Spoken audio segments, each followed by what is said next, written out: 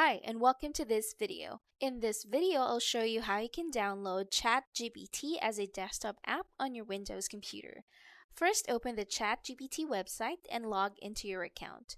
Now, as soon as you're in, go to the top right corner and click the three-dot icon on your Chrome.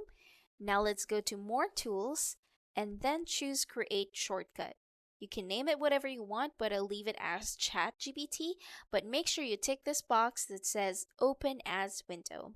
When you click Create, it will then have a window of itself, just like this. Now, next step would be go over to your taskbar, right-click on the ChatGPT icon, and select Pin to Taskbar.